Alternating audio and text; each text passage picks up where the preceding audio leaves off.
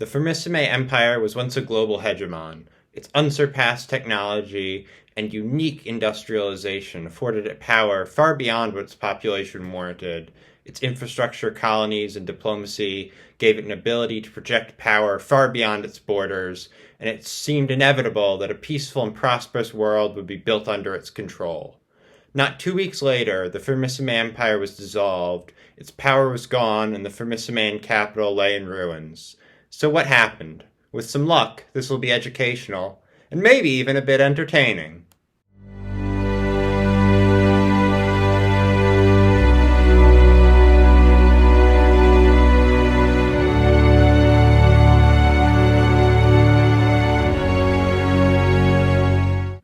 I'll break this video into 3 parts. The first will be a brief overview of server history. I'll make things understandable for both Minecraft players and non-Minecraft players. The second part will be some of my theories on why events unfolded as they did. The third will be some real-world parallels I see to the events that happened on the server. If you're interested in participating in Minecraft Geopolitics yourself and shaping a fictional history, take a look in the description for more information about another server I'm running this summer. The server started with people setting up early bases. Firmissime built a castle at spawn, giving it a location both central and vulnerable, whereas other nations built farther away, in locations that pushed them more to isolationist strategies. Firmissime quickly worked to advance, and invested significantly more heavily into automation than any other nation. With this automation freeing up time and providing resources, Firmissime invested into infrastructure and diplomacy to build global reach, building rail lines to and diplomatic missions in other nations' territory. It also established an empire, pouring resources into its colonies, mostly made of less experienced players, to help their development. When it was bothered by terrorists, who jokingly nicknamed themselves Eudices, which happened somewhat often, it sent its general with advanced weaponry to hunt down and crush the poorly equipped terrorists. One significant move that Firmissime took was to send expeditions around the Nether to destroy all the netherwort they could find, after taking some to make their own farm. This, in effect, made it much more difficult and time-consuming for other nations to obtain netherwort, whilst allowing Firmissime to grow as much as they needed for themselves within their walls. Netherwort is necessary to make potions, including the strength potion, which more than triples damage done, providing a massive advantage in combat. For as long as this monopoly lasted, Firmissime had a major advantage in combat over other nations. In the video shown on screen, you can see our general single-handedly fight 5 Eudices terrorists to a draw. This feat was only possible because of the combination of his unparalleled skill in Minecraft combat and superior Firmissime weaponry, particularly the strength potion that he drinks. On numerous occasions, Firmissime's forces fought and beat various enemies, principally Eudices, repeatedly beating them handily and even occasionally raiding the hideouts they made in caves. Eudices clandestinely tried to steal from the Firmissime capital numerous times, bringing little value so they wouldn't lose much when they were caught and killed, since they could simply respawn. For a while, though, they never dared to engage in open combat at the capital. The trouble with normal Minecraft, however, is that it has a very low technological ceiling, at least in regard to combat. Once Firmissime had obtained enchanted diamond armor and potions, the best gear in the game, which only took roughly a week of the server being up, there was little way that they could become more militarily powerful. They could build more automation, sure, but it wouldn't actually make them more powerful. So Firmissime, up against Minecraft's technological ceiling and consequently stagnating, faced a world that was quickly catching up, including Eudices, who wanted them dead, easily outnumbered them, and had stolen materials from Firmissime to help them advance several times. Increasingly concerned about the future, Firmissime relocated their capital from its central location to a distant hidden base. Not a day later, their now former capital was attacked by Eudices, now with the same enchanted diamond gear and potions that Firmissime wielded.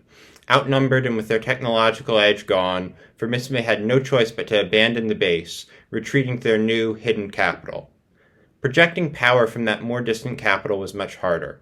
After the fall of the former Firmissime capital, Eudices ran largely unchecked across much of the world. Dismayed at this situation, the Firmissime Empire assembled a task force, consisting of its citizens, who were well-equipped but few in number, and the Firmissime subjects in the colonies, who added significantly to the force's numbers, but were poorly equipped. The task force raided a Eudices hideout, but they were almost all caught in a trap, falling to their deaths and losing a significant amount of gear. Shortly after, thanks to a careless and very unlucky decision by the Firmicimane Emperor, as well as two Firmicimane citizens defecting to Eudysis located the Firmicimane Empire's hidden capital and launched a surprise attack. Despite being outnumbered and surprised, Firmicimane forces managed to retreat with some of the supplies from their capital and destroy important infrastructure to prevent it from falling into Eudysis' hands.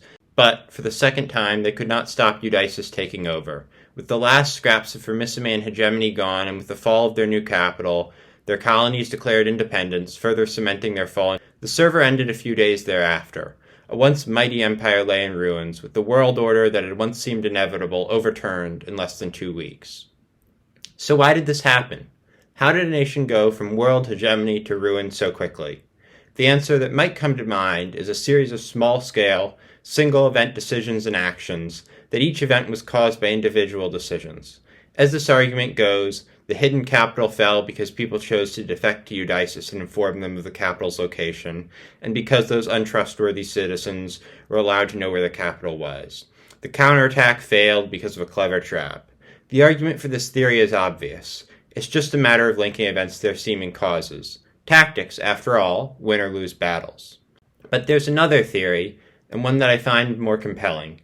Demographics. The argument here is that there were larger forces at play than small-scale decisions, specifically population numbers and technological advancement. It would be easy to think, for example, that the fall of the Firmicimane capital, the hidden one, was just a matter of careless decisions and bad luck, but it's worth noting that the same thing almost happened a week earlier with the original capital, and total devastation in that attack was only narrowly avoided by moving valuables out shortly earlier. And even still, that earlier attack was very damaging. The fact that Firmicimane almost lost its capital once before makes the loss of it the second time seem a lot more inevitable. Had the betrayal not happened then, something else would have caused the fall of Firmicimane, presumably a few days later. Better decisions or luck might have delayed the inevitable, but the Firmicimane Empire's fate was already written in the numbers. By the time others had caught up to it, it was already too late. This theory, essentially a macroscopic or demographic interpretation of history, fits well with the general timeline. When the Firmicimane Empire was technologically significantly ahead, its hegemony was unchallenged. Once others caught up, it was rapidly supplanted by Eudysis' hegemony.